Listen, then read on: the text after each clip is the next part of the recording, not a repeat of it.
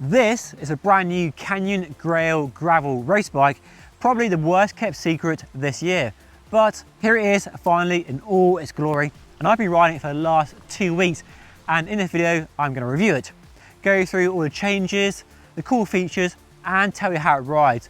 I've come to mid-whale today to put the bike through its paces and see how it performs. So let's dive in and take a closer look.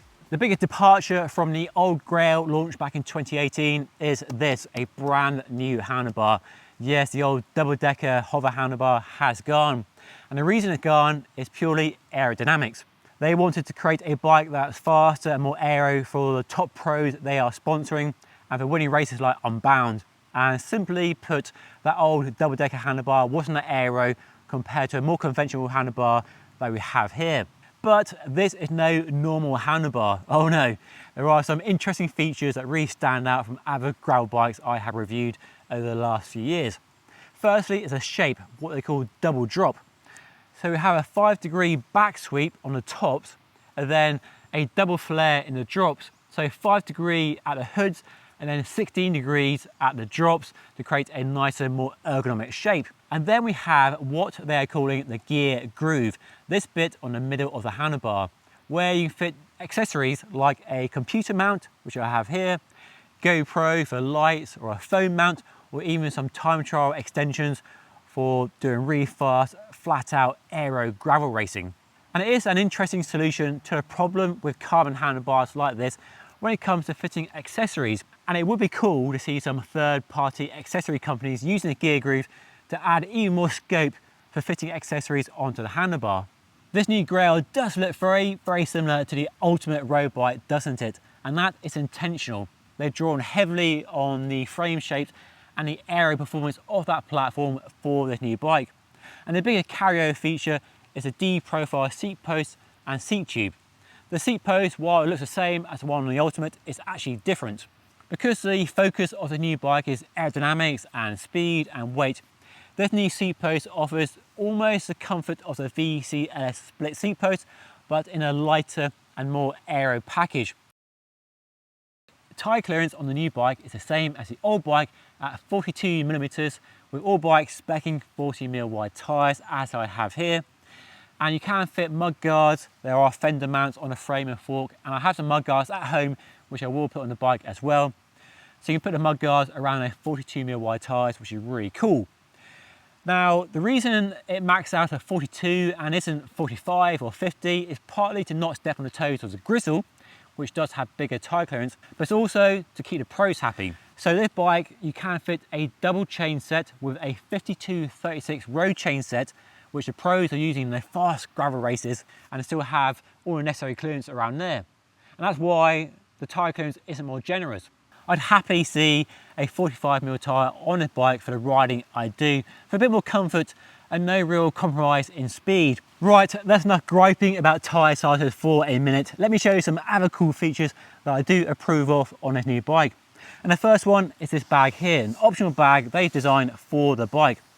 There's no Velcro straps to scratch your paint or rub your knees, and there's loads of space inside for all your snacks. Got a little flapjack bar in there, some arm warmers, and it's waterproof. I've jet washed it. I know I shouldn't jet wash a bike, but it's been just fine, so I had to test it, you know. And then the cool trick on this, watch this guys, pull this little strap here, see that? Pull that, and it releases in a second. No Velcro, just leave that at home if you want, or put it on like that. And it uses the Fidlock system of 3 kind of little stubby mounts here, which you can take out if you want. I'll show you. And in their place you can put a rubber bung or put it back in there. And you've got this bag here. That is really cool, and I love how they've painted the bike to have that kind of silhouette as well, so it looks really, really cool.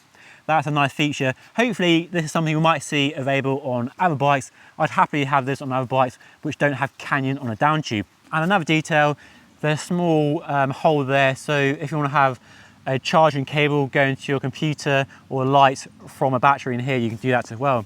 So I'll put it to one side for a minute to show you another cool feature on this bike. Now, you might remember my review of the Endurace road bike with the top tube storage. Well, now we have down tube storage on the bike in the down tube because there's more space for more parts. So we have a small flap here, and underneath the flap is a carbon fibre pump and a multi-tool. And inside here, if I pull this strap and do a little magic trick for you,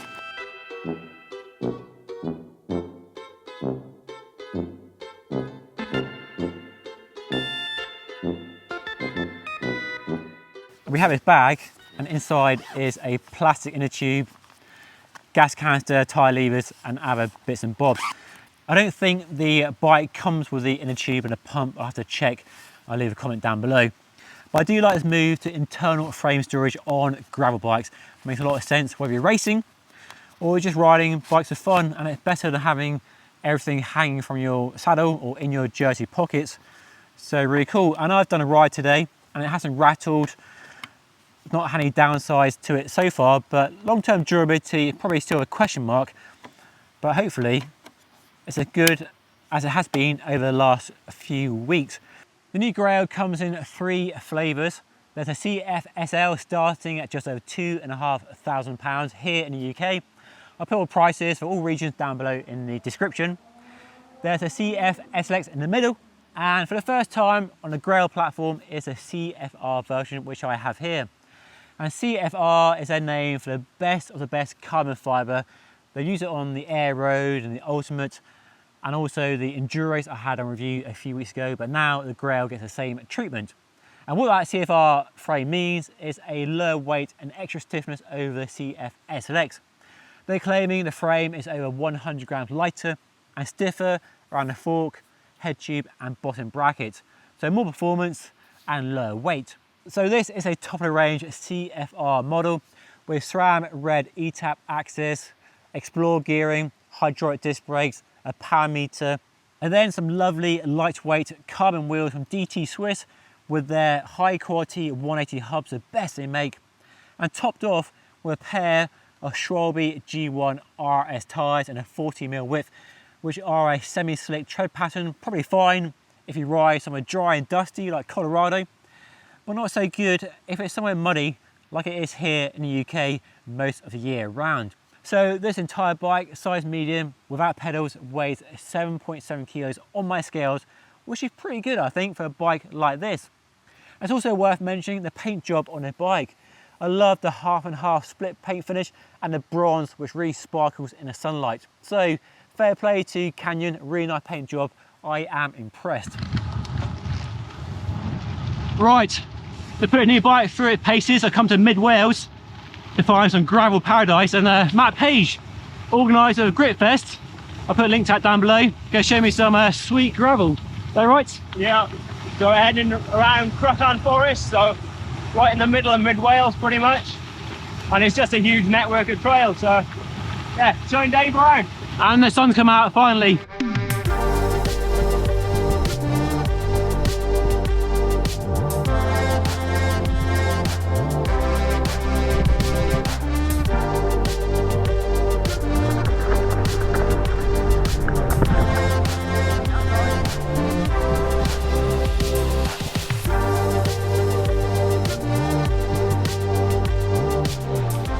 Let's see how it's done.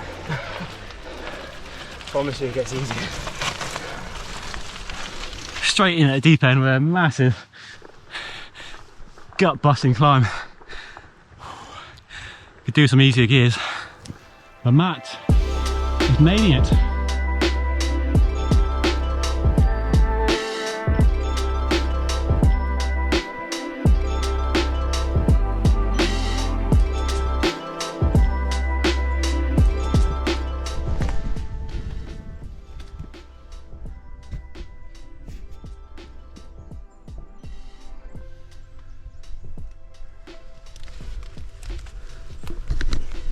For sale, needs a bit of work, has potential. I say, got the house there, massive YouTube studio there, and bike shed, and a small outbuilding there.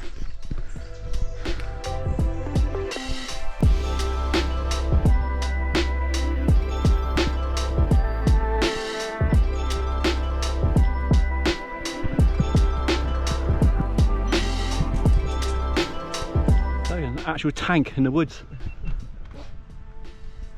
Not something you see that often. No one about. Nobody will actually steal it. I bet he's got loads of traction from those tracks. A bit more than I have from my tyres, that's for sure. How slick they are.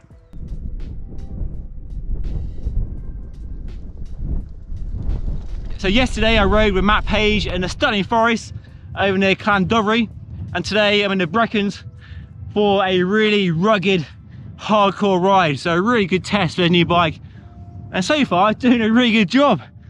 I can't blame the bike so far. Anyway, onwards and upwards.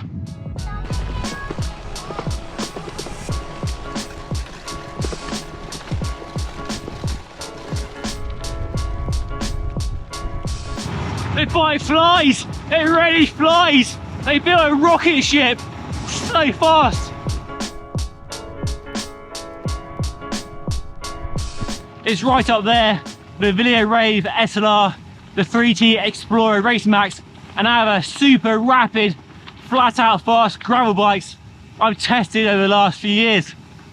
Those pros, that Canyon sponsor, will be very, very happy indeed. Now, clearly some of that speed is down to tyres on the bike. On the road, they are damn quick as we approach another climb. And on smooth gravel, they're really good too. And even the mud, actually, not so bad. I managed to get up some quite tricky climbs and they're okay. But probably not a tyre I spec if I was riding this bike long term. So this new handlebar, well, it's a big improvement. Much more conventional. I like the shape. The shape works really well for me. We've got a bit of sweep back from the stem, and that and the grippy bar tape gives a really nice position on the tops. So when you're cruising along, enjoying the view like I am now, it feels really, really nice. Flared drop shape works nicely. You got like 2 or 3 different hand positions. On the descents, you got that extra flare for a bit more control. And then the hood's angled over just a little bit, but not too much. So ergonomically, it's a really nice handlebar. The only downside, as with all one-piece carbon handlebars, is you can't customize the stem length when you buy the bike. And that's something that Canyon really need to offer. I don't mind the stem length and bar width, it works for me, but that is a factor to consider. Handlebar aside, it still feels very similar to the old Grail, and the fit is largely the same. My position on the hoods and the reach and stack all feels very similar, which is a good thing because the Grail was a nice bike to ride, but the new handlebar just makes it just a bit easier to get your head around visually and ergonomically as well. And while it's clearly fast, it's also pretty smooth as well. It does a good job of smoothing off the rougher edges from big impacts and gives you a relatively smooth ride. I mean, it's not plush and really compliant like a bigger Tyre gravel bike like the Grizzle or some other bikes in that space. But the new seatpost is doing a good job of giving me a fairly smooth ride in the saddle so I don't feel beaten up. And the front end is pretty good actually. The handlebar and the fork must be doing some work to just take off the edge from big impacts so it's not quite jarring or harsh.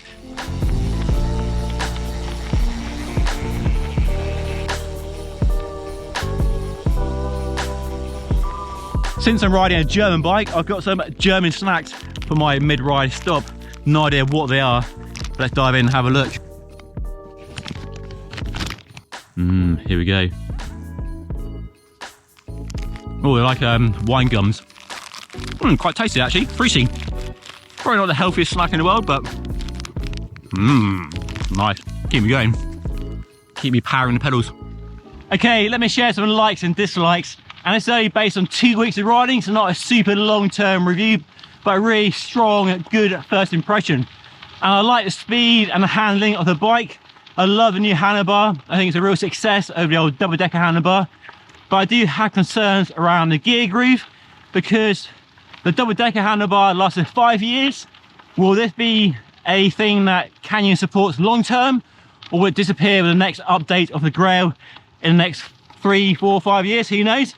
And it'd be good to see more third-party accessories for it. So potentially a really cool feature, but a bit of a long-term question mark. There's still the same issue of not being able to specify the handlebar dimensions you want, so that's a bit of a factor as well.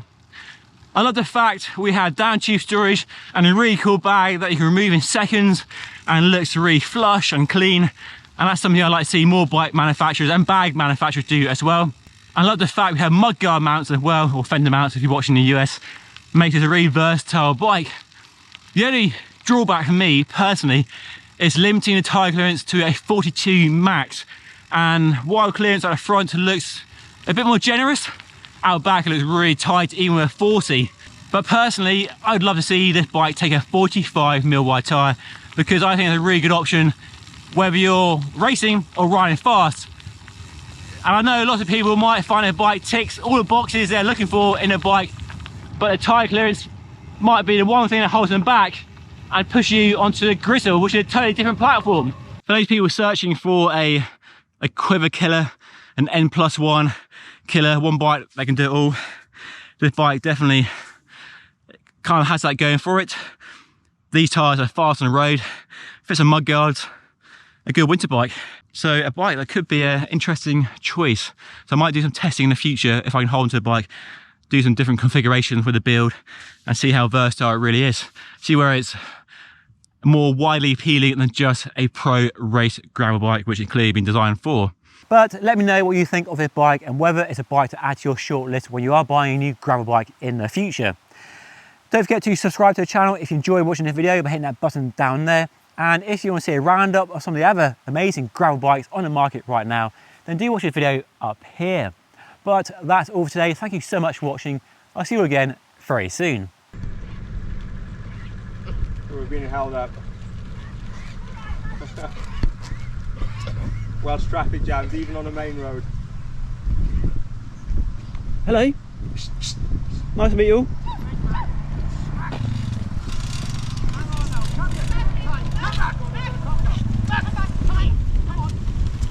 That way.